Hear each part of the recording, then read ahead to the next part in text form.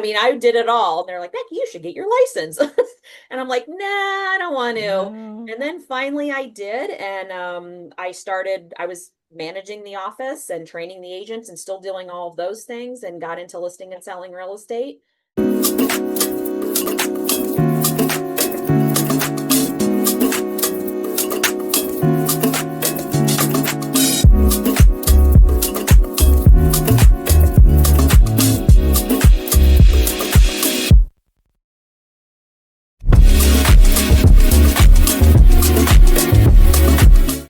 Hey, good morning, everybody. This is Brokered Uncensored. So, we're going to talk about some unfiltered, unscripted, super cool stuff today. I thought we would actually, since we're about, I think, what, 4 or 5 episodes into this, we're getting there, that you guys should actually get some insight into who we are. So, I'm Shad Boucher, managing broker with Remax Alliance Group. I'm joined today by Steve Zaris, one of my other managing brokers, and the queen of Remax Alliance Group, Becky Dewey. And we're basically just going to sit here and sort of interview each other and give you guys an insight into why we got into real estate, what it's like to be a managing broker, what it's like to be a professional, why we did this, why do we continue to do it? Because sadly, what is there? Probably 75 years between the three of us of experience in doing this job. I mean, it's insane. Most agents are out within 12 months, and we've been here for a long time. So we thought we'd give you guys some insight into kind of what we do, why we do it, and why we're still here. So with that being said, Becky, Yes. why'd you get into real estate? Well, it wasn't my plan. Okay. I had just graduated high school and I applied for a part-time receptionist position at a real estate company that focused on HUD foreclosures, and they were exclusive listing agents for Citibank foreclosures. So when I say worked my way through the ranks, I kind of learned from the bottom up, so to speak. Okay. So that evolved into a full-time position. I was there for about a year and a half. And then I applied for a real estate office closer to my home. It was another real estate franchise. I was there for almost 2 years, I believe it was, moved out of state for a short period of time, came back, worked for an independent office. And then a lot of the agents that I worked with at that other franchise had kind of shifted a little bit, and actually ultimately ended up at a Remax office. Hmm. And they kind of recruited me over there. So I was the admin and office manager for that office, and things just kind of evolved. I was doing everything from accounting to answering the phones to training agents to cutting commissions. I mean, I did it all. And they're like, Becky, you should get your license. And I'm like, nah, I don't want to. No. And then finally I did. And I was managing the office and training the agents and still doing all of those things, and got into listing and selling real estate. And then it just kind of evolved from there. And actually next month I'll be 28 years with Remax. Wow. Wow. All right. So, Steve, same question. All right. You want to know why I got into the industry or why I became a realtor, then managing broker? Well, let's go to your journey. What was your journey? My journey started in Jersey when I became a real estate appraiser. Okay. Then we moved to Florida because of the chain gang, I call them. That's my wife and her mother and grandmother, then our daughters. We have 4 generations of women. I said the umbilical cord was still attached. Couldn't win an argument. So we moved to Florida and we started over. Then I got into consumer small loans, which we also did mortgages. Then I became a mortgage broker. Then a short sale negotiator for a law firm in Sarasota. Wow. And while I was a mortgage consultant, I could not believe how many people talked in a negative way about their realtor. They felt that they didn't earn the money that they made. They thought Yeah. that the whole check amount was theirs, which it isn't. They just said a lot of bad things. And sometimes I over-inform, and they kept saying, Steve, I wish you were my realtor. And after a couple of years of hearing that, you start thinking, maybe there's something here. So I got my real estate license and became a realtor for Remax. And as you know, through the years, I am now a managing broker. Yep. So you had said 75 years between all of us. I think that might be a little shy because in the industry, I've got probably 37 years. Yeah. Okay. Okay. So And 37, 28. I'm 25. So it's actually a little bit more than 75 we're years. almost 90-ish or something like that. So yeah. Wow. We all started Okay. when we were five. What's that? We all started when we were five. Yeah, You're oh so no, kind. trust me. I'm definitely feeling my age for sure. But Yeah. I think you guys will agree. The one thing that's nice about this industry is you don't have to retire. No. Like our oldest managing broker is what, 72? Yeah. I mean, and let's be honest, he's more fit than I am. I mean, he took me on a 20-mile walk about 3 weeks ago. So, yeah. Yeah, I had that same walk in Vegas with him. I get it. Oh, the man doesn't know how to take a Uber. Yeah.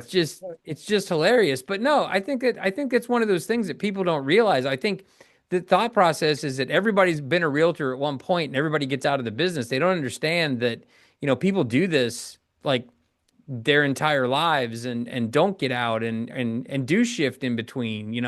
Myself, I've had, kind of like you, Steve, I mean, technically it has to be canceled because I don't have it with an underwriter right now, but I had a title agent's license. I've done that side of the business. I was a remote closer. I was an agent. I then managed the office, so yeah, we all come to this kind of honestly, but I think one of the biggest things is, in this industry, it's just you're in, you're out like a flash in the pan. Yes. Um, in fact, I have a friend of mine that I've known. It's really sad. Back to us being old, right? I've now known this person longer than I've not known him, which is Wow. kind of frightening, right? And he still asks me, "You are still in real estate, right?" Hmm. Yes. It's not like all of a sudden I'm just going to wake up this morning and go, "Huh, yeah, hot dog cart. Let's go do that." You know, let's I've always wanted to sell hot dogs. Yeah. Screw it. Let's go. So I think that's one of the things that people don't understand is, that and let's be honest, I think you guys will agree with me and tell me if you don't. Old warriors are old for a reason. Hmm. Yep. We've Yep. seen some things like that State Farm Right. commercial, right? We Yep. Hmm. we know a thing or two because we've seen a thing or two, which is kind of nuts. Well, the cool So, thing about the three of us, I think, is we kind of like move through different areas of the industry where a lot of people, this is their second career or Yes. yes. third, maybe, or fourth, who knows? So we, like I said, it wasn't a plan for me. I kind of like grew up from the ranks. I just looked at it as a part-time job. And then I didn't realize, 28 years with Remax, 32 in the business. I didn't think if you would have asked me 32 years ago where I'd be, I probably wouldn't have said doing this. It just kind of evolved and I love it and it's fun and it's exciting most And days. you've said two key Challenging. words. Yeah. You said two key words, one career, Hmm. and the second one is part-time. Hmm. And it is a career and very difficult to do it on a part-time basis. Oh, for sure. oh, 1,000%. I think that's one of the things that I always worry about when I'm talking to somebody who's like, "Oh, I've thought about getting into real estate because I've got my summers off," or, no, this is this is no place for halfway. Right. It's You do not. it during the summer. By the time you get to the end of the summer, if you're doing what you're supposed to be doing, you're just gaining the momentum. And then now you're back to your full-time job or whatever Oh, the I case Yes. may know. be, I mean, one So, of the I think, and maybe I get on my high horse because I do this like all the time, right? Full time. I was at a connecting flight in Dallas. It's probably 5 years ago. I was at a connecting flight in Dallas, and I like to go into that like concourse where there's no flights going out and just sit and work on my laptop and do stuff. And as I'm sitting there, six flight attendants like sit on the other side from me, and they're all sitting there. And all of a sudden, I see MLS sheets come out. And I don't care what MLS you're with, whether it's California, Florida, wherever it is, the sheets all look the same. You can spot them from a half a mile. Next thing I know, all six of these flight attendants are getting on the phone and calling their customers, giving them updates on their deals. oh wow. And I'm sitting there, and the one person notices me staring, and they're like, "Can I help you?" I go, "Are you guys all realtors?" "Well, no, we're flight attendants, but yes, we all have our real estate license." I'm like, "Are you helping people?" They're like, "Well, yes, we're doing transactions right now. That's why we're here." And I'm like, "This is not good." They're like, "Excuse me." I'm like, "You guys should not." And I just kind of went, I guess maybe a little sideways about the fact that you should be a flight attendant or you should be a realtor. And here's the bad news, right? Whenever you run your mouth, guess who was telling me about the exit row on my flight in about 45 minutes? Yeah. let's just say that my free cookies were a little crushed and my free soda didn't have ice with it because, I wasn't allowed to get it at that point. But I think all three of us would agree the public deserves better. Yeah. The Yes. public deserves better. Mm. So, So so what would your pet peeve be then, for Chad? my pet peeve is that you are helping someone with most likely for 95% of the people that own homes, you're helping them with the largest physical asset that they'll ever own and the biggest financial commitment they're ever going to make. And that deserves someone who gives this their full attention, Agreed. not someone who's there for a paycheck. I would not go get brain surgery at a place that also changed tires. I'm sorry. I go to a mechanic. I Mhm. go to a doctor, right?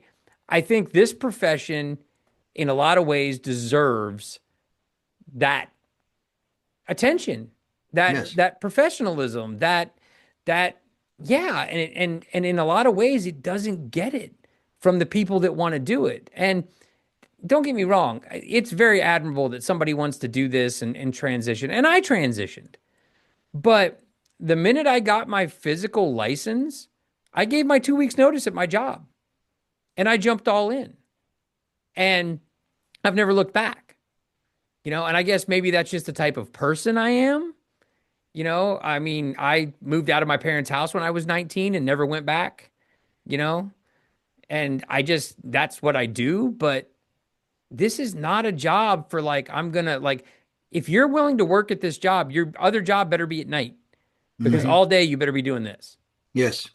And you better have a plan to transition. Like Yes. I get it. I need income for 3 months. I'm going to keep doing this, but then I'm all in. Right. And it's just bad, unfortunately. And we have so many of those people out there who are calling themselves professionals. Right. And they just, I'm sorry, if you have another thing you do most of the time, yeah. I agree 100%. And if I could piggyback off of what you're saying, there's a lot of realtors out there that do not embrace a certain tool that they need to be successful. And it drives me nuts that they haven't done it. And I'm going to show it to you so you get it. I Do you bet it see looks that? like a phone. Do you see that? I bet it looks like a phone. I can't tell you how many times I cannot get returned phone calls. I have questions on a listing because my buyer is curious about something. I have a realtor who says, "Hey, I'm going to put an offer on your listing, and you'll have it within the next 24 hours." And still, 4 or 5 days later, I'm trying to get in touch with this person, and my Yep. seller's chopping the bit. What happened? What's going on? I mean, the list goes on, and if they have a full-time job, that makes it even worse because there are those realtors that call you after 5 o'clock. Well, the title companies are open until 5. Your inspection company, all these other companies are pretty much business hours, so that causes a problem. And then if somebody's working part-time, then yes, they should be doing it at nighttime, teaching at the local college or something. Right. Do something where it doesn't interfere with the hours that you need to build your career here. But again, Yeah. wonderful investment, invention. Yeah. Well, and the funny thing is everybody always has it in their hand. Yes. So why aren't they answering it? Well, it's not a phone anymore. And to a lot of No. people, it's not a phone. The Right. phone's the last thing. It's a black texting social media box. That's what it Mhm. is. It's not a phone. And yeah, Yeah. I think it's one of those things that we all kind of suffer here is dealing with it is that lack of professionalism and look, I'm not even saying that most of the agents don't want to be, but they get told that it's okay to do this. And at that point, that's a broker that should want better for the industry. Right. And I mean, you guys tell me, but I think one of the things that's really terrible is we do a really bad job of policing each other. Mhm. We do. Yes. Yes. We allow things in this industry that we shouldn't. We should be It's more like the vocal wild, about it. wild west. Yeah, It it's like is. in a lot of ways it can be for sure. Yeah. And it's kind of insane. But let me ask you guys both this. Here's an interesting question for you though. And you guys can answer one at a time. I don't care which one he answers first. What do you find most rewarding about being a managing broker? Becky, you go first. Steve wants thinking time. Ladies first. Yeah. I just think watching the success of the agents that Yep. are around you I agree. and whatever you can do to help them meet those goals and be successful, I think that is the most rewarding and provide for their family. And, I mean, I have great relationships with my agents. Like I know their family. I've watched their kids grow up. They've, Yep. now they're graduating and, they're aging, but I'm not. I don't know how that all that works, but it's cool because my daughter's grown up with them and now I have grandkids and it's kind of like a family too, I mean, it's fun. It's an extended part of the family because you spend a lot of time with them and you watch their success and you watch their families grow and evolve and that kind of thing. And I think that is for me the most rewarding. Okay. Well, I can say ditto, but I'm going to add to this. There are those who got into this business for the right reasons. Mhm. And Hmm. when they're coachable and they have goals and they understand it, they're not complainers. They know they're going to hit some challenges. They know that we are there to help them, and they're very sincere. And they have, they plan to work, but they work their plan. I mean, it's important, and I love helping them, but some of them don't want to reach out, or if you're reaching out to them, they're not responding, and that's the frustrating part. But when you got those that are responding and they're calling you and they need help with a contract or they have questions and they're thanking you and you hang up that phone or they leave your office, there's a lot of satisfaction in that. And I'll tell you, I cannot see myself doing anything else at this point. Well, I would agree. And I think I'm going to kind of mirror what you guys have said. I think that's why I got into this part of the industry was, you know, partially with that thought process of sort of reclaiming some of my time back. Because, I don't have to run around and be on call and things like that, even though we are, let's be honest, we are. Um, but watching other people succeed and being a part of that journey is incredibly beautiful. Watching people go, oh my God, I can get married now. Oh my God, I can have a kid now. Oh my God, I can own a home. I never thought about owning a home. I mean, I've got a brand new agent right now who's got, brand new, came to us from another place. They've been doing this 18 months, have not sold a thing. They've got 3 listings because she's incredibly coachable. Just no one was coaching her. And now she's thinking about, well, my lease is up in a year and a half. And do you think by then I should think about buying? Yeah, absolutely, you should, especially if you're doing this. So changing those people and giving a shot to people that maybe weren't born with that silver spoon in their mouth and giving them a career that allows them to, kind of guide their own destiny is just killer. I mean, Right. there's nothing better. So, all right, now I'm going to throw another one out. And then you guys are going to start asking some questions here because I feel like I'm monopolizing the conversation. No, you're good. What do you You're guys doing hate? great. What do you hate about it? Hmm. Steve. All right. Payback. I would say I think hate is too strong of a Okay. word, but What do you I find have two frustrating? I have two frustrations. Number Gotcha. one, when clients don't respect your time, Okay. especially and I have one right now, and she works and she doesn't text me until later in the evening or early in the morning, and I understand that, and I'm okay with that. But there are those who don't respect your time. Yep. Um, I would say the other thing is the agents who got into the business for the wrong reasons and they're not coachable and they have a sense of entitlement. They're not going after, their education needs. They may not know what they're doing or they don't know what they're doing in some cases. And then they come to you and say, well, Joe, all right, what are you going to do? How are you going to help me? Well, first of all, they got to help themselves. Correct. Just like yesterday, Shad, when we were in the course, and Becky, you went the day before. I mean, we're still learning, and that never ends. We Right. have to constantly learn. And so that's a frustrating part when somebody is not putting forth the effort in order to receive the reward. Mhm. So, Okay, I'm going to comment on this one. Frustrating for me as a managing broker is, and we may have all, and you guys can chime in on this, is when an agent is doing well, they love you. You're the best broker ever. When yes. things aren't going well for them, it's all your fault. Mm-hmm. Have Yep. you experienced that? And Yeah, it's kind of like, absolutely. I've been here the entire time. Nothing has changed. with me and the support that I'm giving you, what has changed with your business? And and they do make it about, and it's not all of them. There's a handful that it's happened to that. It's like their business is, their life is going to shambles, their business is in shambles for whatever reason. And now it's my fault. I didn't create any of these problems. I'm here to help you get over the hump to, find a resolution to these. Hmm. So that's frustrating for me. And it's kind of disheartening that somebody would even do that. But I mean, have you guys experienced that before? Well, yeah, yeah, Absolutely, I have. The one, and I think I'm gonna take it a little bit further.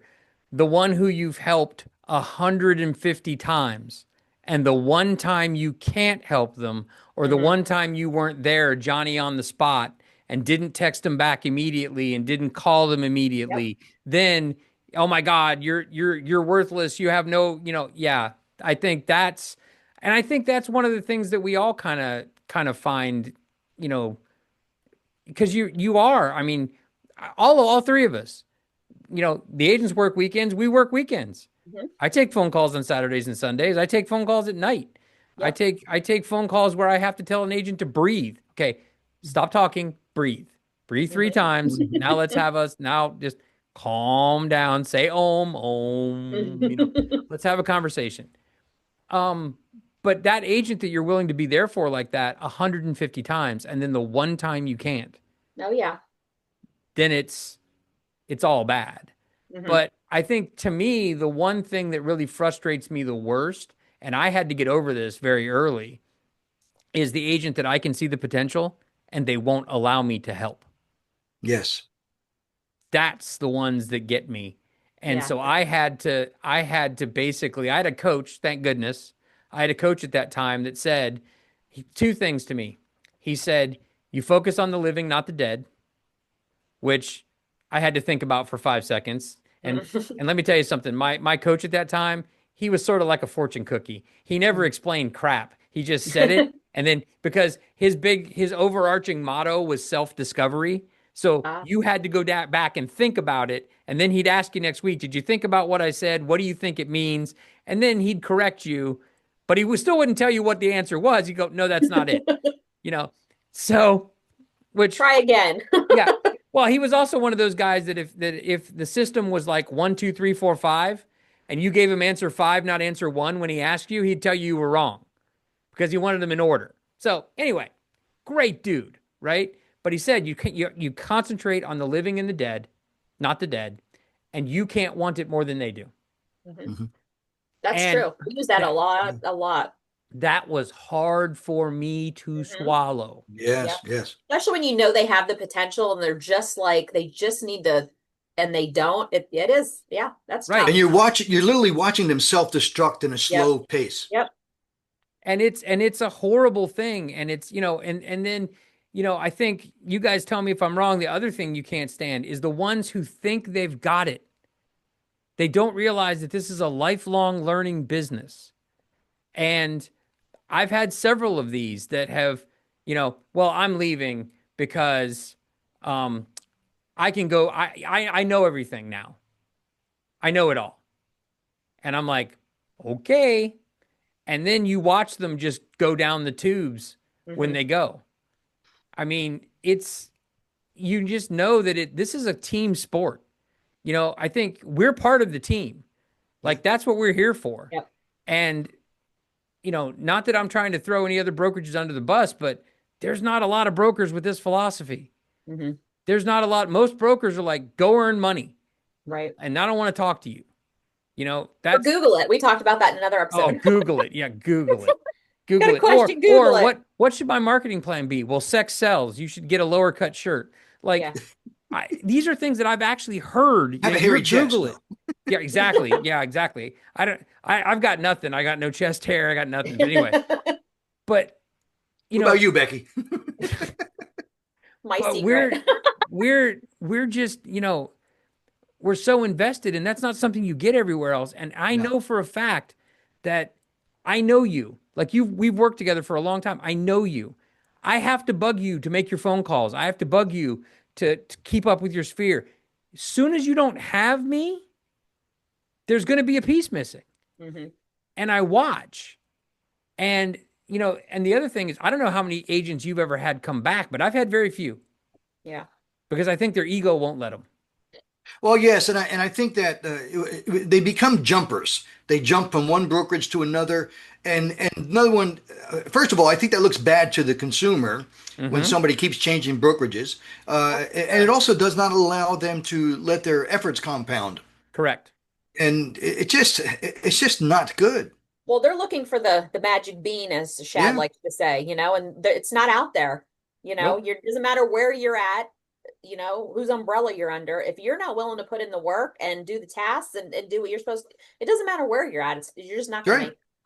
make Yeah, it's all hard work. it. It's all hard work. And I think that's the one thing that I think most of these agents don't know. I mean, there's one that left us a while ago, unfortunately. She's third brokerage this year. Hmm. And I've reached out a couple times. Yep. I've had a couple of those, and you know, I I watch their production. They're Yeah. in the tank. So I'm gonna venture to say it wasn't my fault. You know? No. Yeah.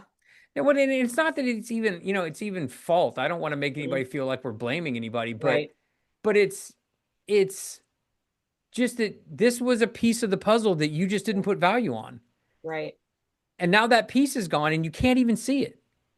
Like you can't even see it. And I think that's the most frustrating thing for me is when you know that somebody's got that potential and they just don't Yeah. want to use it.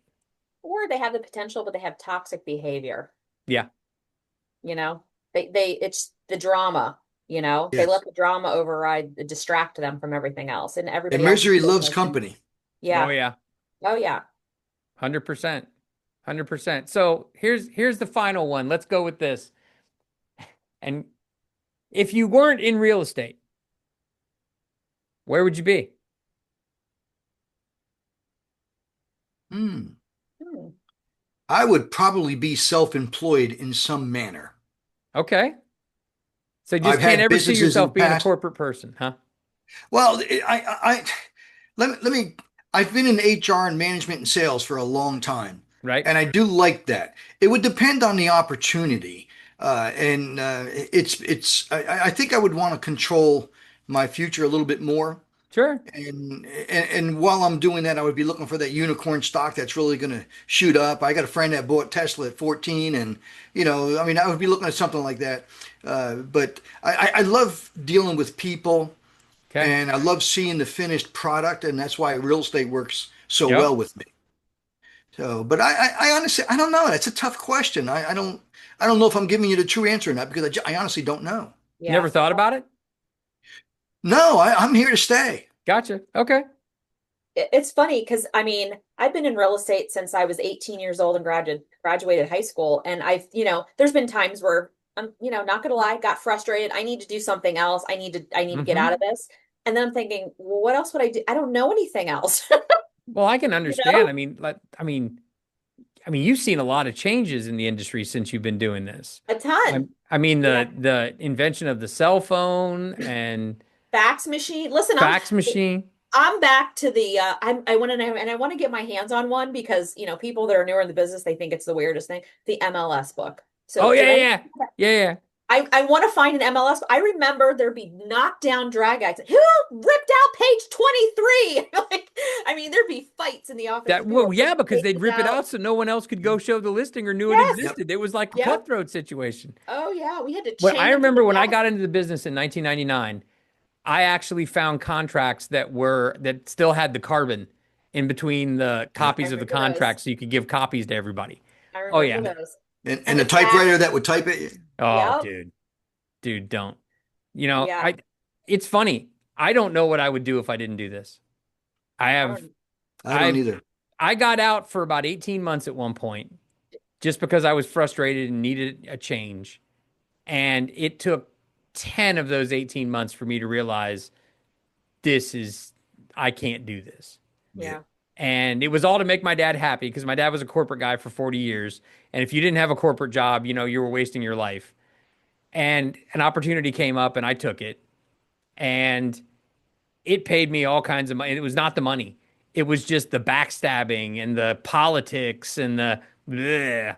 And it literally took me 10 months and I was like, nope, not Yeah. doing this. Well, Chad, I have to be honest with you. I don't think of leaving the industry, but I do think of retirement, which is why I bought those tickets when it was 1.8 billion on that Yeah. Me too. Powerball. I might None have of to us won, retire if I obviously. did. We're still sitting here. Well, the funny thing is, my wife asked me about that when she bought those Powerball tickets. She goes, "What are you going to do if we win?" I go, "Go to work." Like, I don't think of this as work. I don't. And you know what I think interesting, and you guys again, tell me if I'm wrong, but this is never the same. Mm-mm. This Monday ain't the same as last Monday. This That's Friday right. is not the same as last Friday. So it's never Mm-mm. stagnant. It's Right. never, okay, come in, punch in, do your thing, leave. I mean, yeah, it's not. And it's so exciting to me that I don't know what I would do if it wasn't this. I mean, I'd be doing something in sales, but I'm glad this opportunity came to me. Mhm. For sure. You know, and Definitely. I'm more than happy to be doing this. And I think ultimately I found the best brand to be with. I found the best office to be with. And, Becky, you can go ahead and report to Peter that during the podcast today, I sucked up. Just trying to be like you know. But Be but Peyton. I don't think but anybody out there realizes how much we mess with each other. So, oh no, that's the whole thing. Hello, we're all having a good time. We're all a culture. We all look. You can't. This job is overall frustrating. yes. It is. Yeah. It's stressful. It's short periods of calm followed by long periods of chaos. Hmm. If you don't have a bunch of people that you want to be around, then what's the It's point? tough. I can honestly say I've been at this alone. It is a lonely place and it Yes. is a lot of stress. And I mean, it's tough. It's tough. Well, I and did I it for a think long not to time. the It's point. tough. I mean, I was lucky, Becky, when my former owner kind of checked out mentally. We only had two offices, Yeah. and I wasn't where you were, but we walked that same path. Yeah. It was everything Just was on lonely. you. You had no Yeah. control. You were responsible for everything, but not allowed to see what you needed to make the decisions. And yeah, it's just insane. And but then again, I never planned on stopping. But I will tell you what, I mean, I really feel like it was a learning experience. I mean, certainly a learning Yes. experience. And I can, so to speak, maybe I found myself a little bit Yeah. that, some things in me that were deep down inside that I didn't know I had came out, in good ways, I mean, some strength and some, I don't know. It's just it's wild the things that evolved just in me as a person and Hmm. leadership and management and just knowledge and I mean again I didn't know a lot of things but guess what had to figure them out real quick Right. and had to figure them out alone real quick. But Which is a good thing that we're not alone anymore, which is nice. yeah, now Which I is get to get nice. harassed and yeah, it's Yeah. great. Well, hey, that's a good thing. You get to be harassed and, That's okay. I can listen. I can hold my own. I was gonna say for everybody watching this podcast, the harassment doesn't just flow one direction. Yes. It does not. I'm a spectator. Yes, You're a he's spectator. mostly he Actually, chimes in actually, let's every go now ahead. and Let's go again. ahead real quick, Becky, before we end. Let's just say I think he's scared. Is he? He might be. I don't think he wants to jump in the pond. Yeah, I don't I think don't so. know. I think I'm he's just going I to got dip thick a toe skin. in. I think. I'm just saying. Just saying. But he's the no, witness. she's a witness. So, all right. Well, hey, I hope on today's episode you guys got to see a little bit more of who we are, what we do. Maybe you decide to follow us. We'd hope for you to like and subscribe. We're going to get back to more topic driven stuff later on, but we thought this episode was a little bit of an inside to who we are as people, what we've done for our careers, and who we are. Because honestly, if we're out here being content people and we want you to follow us, you need to know who we are. Have we even Yes. done this? Do we know what we're talking about? And hopefully today you realize that yes, we all do know what we're talking about. We are very skilled at our job. Maybe a couple screws loose, but hey, that's what happens after you've done this for long enough. And we hope you guys will come back to our next episode. Follow us for more content. And again, like and subscribe because it's only going to get better from here. And we'll see you guys next time. See you later. Bye.